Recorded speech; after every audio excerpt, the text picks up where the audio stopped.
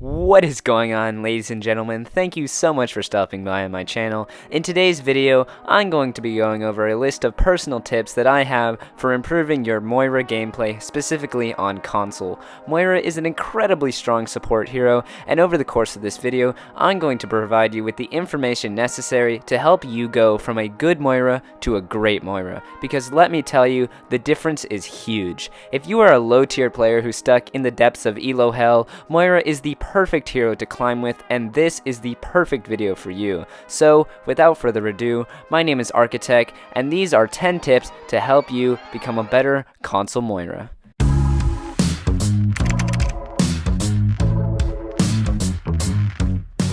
In this video, I'm going to be going through every ability in Moira's kit and provide you with tips to improve your effectiveness with each one. A quick disclaimer before this video starts: lots of the gameplay in this video will be on PC, which I know doesn't really make sense since it is a console Moira guide, but I wanted to provide some 1080-60 footage to put in the background. Don't worry, I will be showing you console clips throughout this video. Due to the lack of aim skill required, many people think of Moira as being a very easy hero to play, and although her abilities are easy to use and straightforward, I believe that it is good positioning that really makes a great Moira player stand out. Moira is one of the best heroes when it comes to self-sustain, meaning she can keep herself alive by herself for very long periods of time. Combine that with her incredibly large heal potential, and you have a healer whose well-being can really determine the outcome of a team fight. What I mean by this is that your life is the most important one on the team, and I know that sounds self-centered, but if you get picked early, it will be incredibly hard for your team to prevail in a team fight. A great Moira is the last one on the team to die in every team fight, and there are a number of ways you can keep yourself safe and minimize the number of times you get picked early. This leads us to our first tip, which is to avoid using Fade to reach out of position teammates in attempts to heal them. I know it can be very tempting to try and save DPS or tanks who get caught out of position, but putting yourself in a situation in which you can very easily be taken out by the enemy team is not worth it. This is when Moira's sustain healing comes in. You must remember that over the course of a fight, your healing will provide your team with a ton of value, and if you get taken out early trying to save a teammate, it will be a massive blow for your team. Hold to this significance. The first ability that I will be covering is Moira's Fade, which is arguably one of the strongest abilities in the whole game. This is what is going to allow you to escape abilities that will deal large amounts of damage that the rest of your team will be unable to avoid. Ultimate tracking as Moira can be very useful, as it will allow you to react quickly to those powerful abilities since you will already know that they are coming. Let's look at this clip as an example. The opposing team is pushing the cart towards the second point on Numbani, and they are likely going to be committing ultimates here in order to try and secure the point. I know that the enemy team has a Sombra, and I'm pretty sure that she is EMP, so I'm playing pretty passively, and I'm getting ready to react as soon as that EMP occurs. As soon as I hear the Sombra voice line, I use my Fade, and I'm able to dodge all of its effects. This tactic is very useful against abilities such as Zarya's Graviton Surge, Gravitic Flux, and Diva Bomb. Ultimates that it is also good against but require better timing include Reinhardt's Earth Shatter and of course Sombra's EMP. Fade can also be useful against abilities other than ultimates. Using Fade to avoid Hammond's Pile Driver, for example, can put you in a great position to heal your teammates who get knocked into the air. Hit by Ashe's Dynamite? Just use Fade to remove the effects. Echo hit you with their sticky bombs? Fade away to just make them disappear. Tracer's Pulse Bomb just stuck you? One tap of your left bumper and that entire ult is history. Anyway, I could keep going, but I'm pretty sure that you guys get the idea. There's nothing wrong with sending out a damage orb towards the other team at the beginning of a fight, as it is a good way to gain early ultimate charge. However, once the fight is underway, Healing Orb should be the orb that you use the most.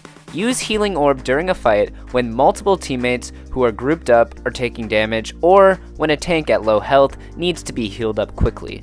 Avoid using your Healing Orb to heal yourself, since you can usually get a top off from your other support. You will typically only want to use Healing Orb when it will help multiple teammates at the same time. Exceptions can be made, of course, for tanks who are at low health. Damage Orb can also be helpful in certain teamfight situations, but in general, its most effective use is as burst damage when combined with kinetic grasp in order to try and quickly take down a squishy target. You can get creative when using damage orb during a team fight. For example, if your Genji is looking for a big blade on a group of enemies who are all close together, you can throw a damage orb his way in order to help him finish off targets who might be low after being slashed. In every one-on-one engagement, it's important to determine which orb you're going to use in order to be most effective. For example, in this situation, since I'm going up against a Winston, I choose the healing orb in order to sustain myself, even though I still end up dying. Against DPS, you might want to use a damage orb if you think you have a chance of taking them out.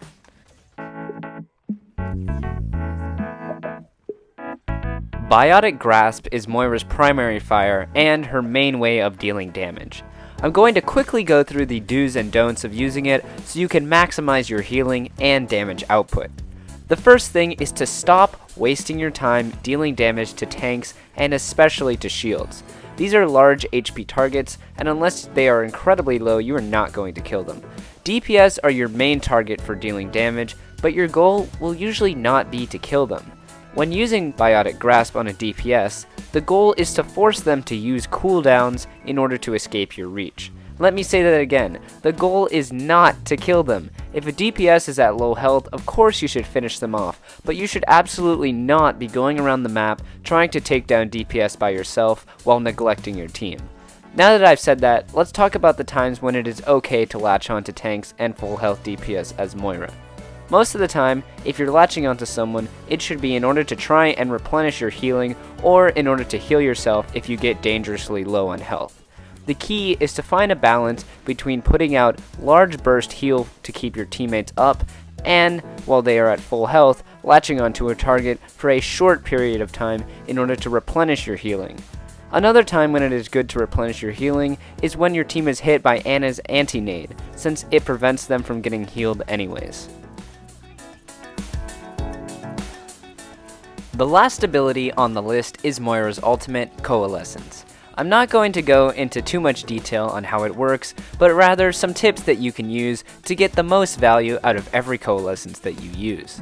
The ultimate itself lasts about 6.5 seconds, which is very close to the cooldown on your damage/healing orb, which is 8 seconds. This means that you should always send out a damage orb or a healing orb right before you activate Coalescence, since it will practically be off cooldown again by the time your ultimate ends. Coalescence is a great ult to use to initiate a team fight, and from my experience, it's better to use it to engage in a team fight rather than as a reaction to an enemy's attack. This is because popping Coalescence when enemies are close to you is very dangerous, since you will be vulnerable to high damage heroes like Reaper, as well as things that can stun you out of Coalescence, such as McCree's Flashbang and Reinhardt's Earthshatter. I've never met a Reinhardt who doesn't find joy in solo shattering a Moira who is ulting in front of him.